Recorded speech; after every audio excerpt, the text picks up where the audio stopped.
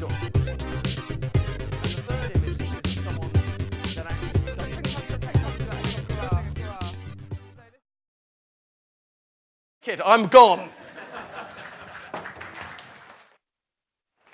Ooh. Okay, are these on? Yes. Yes. Good. So we were going to be doing a workshop. We're still doing a workshop in a bit, but there are only 2 of us. We kind of can't do it for everybody, so we're sharing the main presentation with as many people as possible. So before I start, I'm Marian, this is Kevin. Yeah, I'm a senior content designer for GDS, and Marian's a content designer at GDS. And they let us out to come and speak to you, lovely people. So we brought our own eye conditions to this. So we're going to talk to you about designing for users with low vision. When I first ran these slides at GDS, Kevin turned up in my presentation and said, oh, I brought my own eye condition. So yeah, we've kind of been doing a double act ever since. If there's bits I forget, he will jump in. If there's bits he forgets, I will try to remember them. And because we don't have long, I'm just going to rocket through some stats.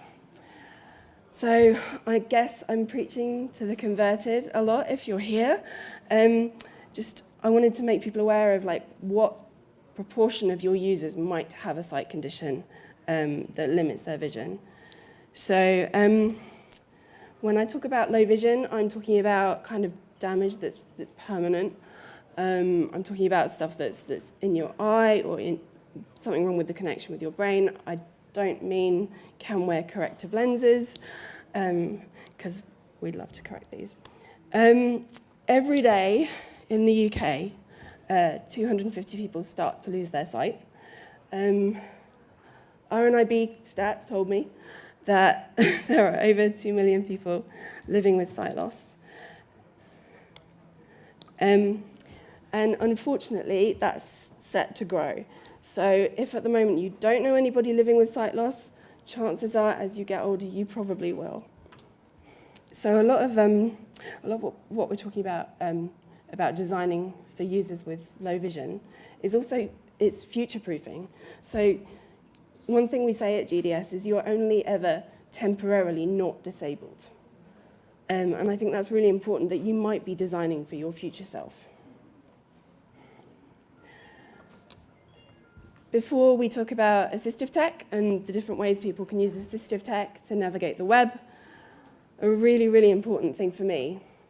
Technically, I don't use assistive tech, but I'll come on to that later. But when you first develop a condition, you first develop a disability, you don't suddenly become an expert in assistive tech overnight. There's so much out there, there's so much to learn about. Yeah, there is. And I think also, you know, you don't, so because you don't have that almost a cheat sheet, technology is constantly changing as well. So you should be thinking about the fact that even if you become an expert in terms of your visual impairment and what works for you, that could change. So you have to sort of keep up with changes to that. Yep. And that's one of the reasons that we write the way we do. We use plain English. We write things really simply and clearly. We don't say things like this. We say things like this. We boil things down to like the main message. We make it accessible for everyone. We also do things like avoid the overuse of bold and avoid italics. Those things kind of slow down everyone's comprehension rate and slow down everyone's pace of reading something. No matter whether you've got a disability or not, it's just generally better for everybody. So what we do is we would break up chunks of text. We'll use bullets. I don't know how many of you are familiar with the F reading pattern. If you're not, Google it. There's loads out there. But basically, it means that the further down the page somebody gets, the more they're sticking to scanning what's on the left. So you need to use bullets, and you need to front-load your sentences, so the important things at the beginning. We're going to have a few of these kind of tips for how to design accessibly. We have got them on handouts, so feel free to either take snapshots or take a handout from outside. But yeah, just to stick to time, we're going to try and rock it through. And I'm going to hand over to Kevin. Okay, so I'm going to talk very briefly, I'll go through this as quickly as I can, on magnification. So something that's quite important to think about is magnification is, people use it for viewing content, so it could be someone who's severely sight impaired or severely sight impaired, and it might seem strange that it says blind there. I'm registered blind, but I've got some usable sight, and so blind doesn't necessarily mean you've got loss of all of your sight. So a lot of people who are registered blind will use magnification software. So some of the most common ways people will make use of this will be on desktop, for instance. The most common piece of software is something called Zoom Text. I did use that. I'm using a Mac at the moment, so I'm not using it at the moment, but Zoom Text is very popular. It's unfortunately Windows only, was available on the Mac and no longer available. And that allows a lot of change in the functionality in terms of what level you want to zoom at, changing cursors, changing lots and lots of settings to suit how you want to use your system when you're looking at your desktop or looking at content online. On the Mac, the accessibility zoom function is built into the operating system, and that's what I currently use. I'm a big fan of it. Marian, not such a fan. So my condition, I also have something wrong with my brainstem and my sense of balance. So whenever I'm working with Kevin and he's zooming in on his whole screen and scrolling left to right, up and down, I feel incredibly seasick really quickly and have to look away. So it really is that scenario. If you don't want to know what the scores, a bit like that, look away now, and Marian looks away all the time. Yeah. So that's, like, for me, that's really, really good. It's built into the operating system, so it means I don't have any special software. I just, and I'll demonstrate this in the workshop, how to set it up for anyone who's got a Mac and how to use that Zoom functionality. Microsoft have come on a long way in the last couple of years on their magnifier that's built into Windows 10. So it has a lot of functionality that Apple incorporate in the operating system. And you've got a variety of ways where you can magnify a section of the screen, or you can magnify the whole screen and move around. So a few different options. And one that I'm not super familiar with, but I've been testing it recently, is on Chromebooks. They've got some zoom functionality, very easy to use. Hold down Control and Alt and use the brightness keys at the same time, up and down, and you can zoom in and zoom out on the focused area of the screen wherever you are, and move around the screen using your trackpad or mouse. And probably the most popular type of zooming that you might even use yourself would be browser zooming. So just Control and plus and minus. That's what I use, and I'm going to talk a bit more about it in a minute. Yep, so you go on to some of that. And here's some examples. This is like a couple of screenshots of a couple of websites that I've looked at where, so something that's a bit of a problem for me is when they have the mega menu, so the big menus that pop out. If I'm zoomed in quite often, if I move around the screen, because I'm zoomed in so close, I can come to the edge of that menu and it just disappears. So if I'm trying to search for something, that can be quite difficult. So some thought has to go into, when you're designing a website, whether or not the menus are going to work for someone who's zoomed in at 3-5 times whatever the level of zoom. And another example is here, data. Quite a lot of the time you'll have information and data information labels that pop out. And if I'm zoomed in very closely, I sometimes can't read those, but if I try to zoom out and move my mouse, they'll disappear. So it's worth thinking about that. And recently we've been doing some work on trying to improve some of this. And so some of the other more common things, carousels and moving images. There are lots of examples around where if I mouse over and I'm zoomed in to, say, the slides on a carousel, if I'm zoomed in trying to read the information, it'll just zoom past and I miss that information and don't see it. So that's very common. carousels and automatically loading moving content are generally terrible anyway, but for someone who gets seasick at the drop of a hat, please don't make me vomit at your website. And just really, really briefly, because we are quite short on time, there's a couple of things you can test out on your mobile device. So on your iPhone, you can double tap and then use three fingers to move around the screen, and that's quite good zoom functionality. And they've got a few different types of filters and things like that work really well. On Android, they have triple tap magnification. You have to switch that on, the accessibility settings first, but then when that's switched on and you triple tap, you can do very similar to what you do on the iPhone. But for me personally, I prefer just to use browser zooming, but Marian's going to talk more about that. Yeah, so if something is responsively designed well, when you zoom in on the browser, either on a desktop or a mobile device, that text will reflow and it will stay the same width as your screen. So you only need to scroll up and down. You don't have to scroll all around the screen and feel like you might be a drunk. So the way I use my device, well, all my devices really, is I use a really low resolution. That may seem counterintuitive because I'm getting a bit of a rubbish picture quality, but everything is huge. And my picture quality is rubbish anyway, so it doesn't make any difference. I just want to say, if you worked on any of the websites that I've screenshotted, I don't want to pick on anyone. They're just examples of websites I've tried to use and failed because I can't get around them. But if you want to drop in and talk to us, we can tell you how to fix them. So this one, this is me on a desktop with a really low resolution. And as you can see, there is no scroll bar at the bottom. It can never get to what's on the right. It might be fantastic content on the right, I don't know. I gave up. This one, this happens a lot to me. Pop-ups asking you to sign up or subscribe to email updates or allow notifications immediately when you land on a website can often be bigger than my screen. And the only way I can get out of that is to browser zoom out, but that means I can't see the cross. So it's a bit difficult. I am going to give up. And I think actually this one has been fixed, but this is so a common problem that I encounter is lots of like bubbles and pop-ups all over the place asking me if I want to chat or message or engage with the site somehow. That's great. I can't see your website though.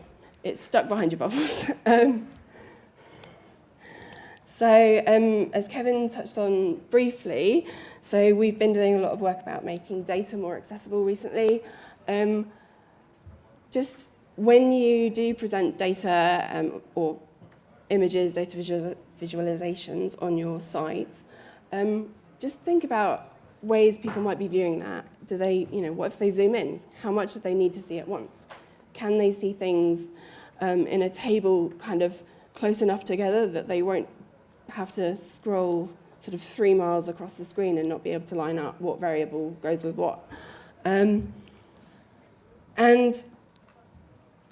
also, so I'm hoping that people know about alternative text attributes.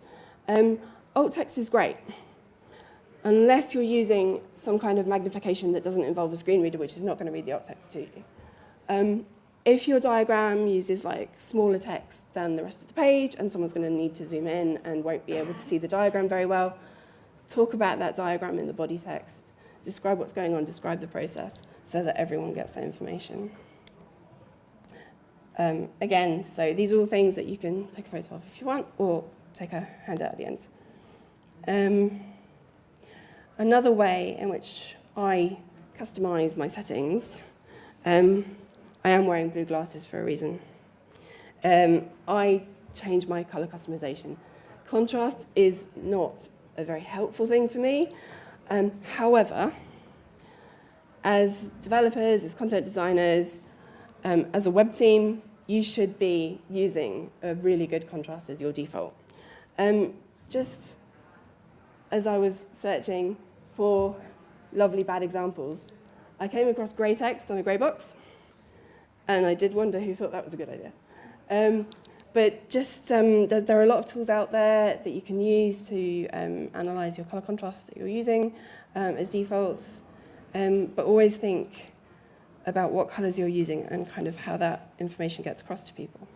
So this weird slide, I don't know if you're aware, but red-green color blindness is the most common form of color blindness. It affects 8% of men.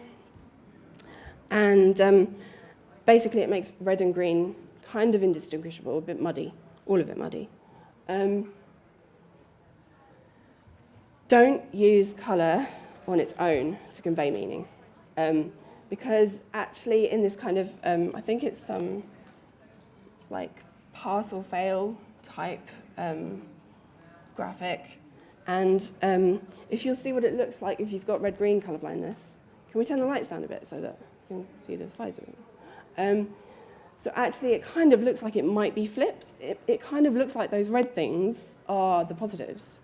And this is just, I include this in all my slides ever. I did not write this, but it is my favorite graphic ever. Because, so pie charts aren't just bad if you're red-green colorblind.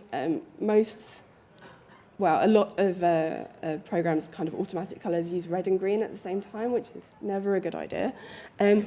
But if, like me, you have a color deficiency, which means you can kind of tell what different colors are, but if you're talking shades and hues and sort of slightly more granular detail, I can't tell that different shades are necessarily different shades. They kind of blend into one. I find it difficult to distinguish between purple and blue, and to distinguish between orange and yellow. And yeah, it's kind of that blending is not helpful when it's on a data visualization. And can I pass it over to you for screen readers? Yeah, I can briefly go through some of the screen reader stuff. So this example, that's quite interesting. On this, I think the screen reader cannot get to, is it that? So I think what it skips over? We can't actually see this GIF very well. I think it's categories that you can never get keyboard focus on. So to a screen reader user, you can never browse to categories. So I don't know if this is like a commercial website, but it just won't work for a screen reader user. It's just or anyone else that's using keyboard navigation. Yeah. And here we've got the content. So a screen reader, it'll put it in the sort of table format. And one of the issues here is, if you can see, the buttons on here, and it's more info. Now, that's not really, really need to be using descriptive links here in terms of these buttons, because that doesn't really tell a screen reader user anything. More info about what. So. But particularly when it's all of your links say more info. That's really helpful. Like things like click here as well. It needs to be active and descriptive, and it needs to kind of give the user a reason to follow that link, particularly if you're navigating via a dialog box like this. Yeah, that's. I skipped on there. And then follow linear logical layout. I think that's common. That's so screen readers understand. That the content they're going through has to be presented in a way that makes sense. So by doing that and testing that properly, then you can be sure that it's going to be accessible content for all of your users. And then heading levels, quite important, because if you skip heading levels, that's going to be confusing when a screen reader user calls up the content and tries to move around that content using a heading. So try to make sure that you just make sure your heading levels are correctly laid out. So another important thing. Sorry, Kevin, this was alt text. We can't really see these slides on here. So like I was saying before, alt text is a good thing for screen readers, not necessarily if your image is showing information that would be useful to everybody, in which case talk about it in the text. But if it's just like a decorative image, there's nothing more annoying than your screen reader saying image. talk about what's in that image, even if it's something that the user doesn't really have to care about. A photo of somebody doing, I don't know, speaking on the phone. But saying what's in that picture is better than just saying image and then the user being frustrated that they might be missing some really useful detail. Yep. And then don't expect users to learn new things. So, create HTML rather than downloadable attachments. We're not big fans of PDFs. Personally, and at GDS, I think we try to stay away from them if we can at every opportunity, because the HTML is obviously automatically, the accessibility is there for anyone using a screen reader. So just if you can avoid it, avoid downloadable attachments. And this is our list of do's. Yeah, so I think we were gonna. Have we got time for questions, James, or are we? No. It was wonderful, but I reckon people should ask questions in the workshop. They can catch up with us, yeah. People can catch up with us and and grab it. If you grab can't us. make it to a workshop, we're sticking Just around grab for us, we'll drinks stick around. afterwards. So. And so just on the long tables out there, I really want you to be able to run the workshop, and I'm worried they'll boot us out. So no questions, but thank you so much.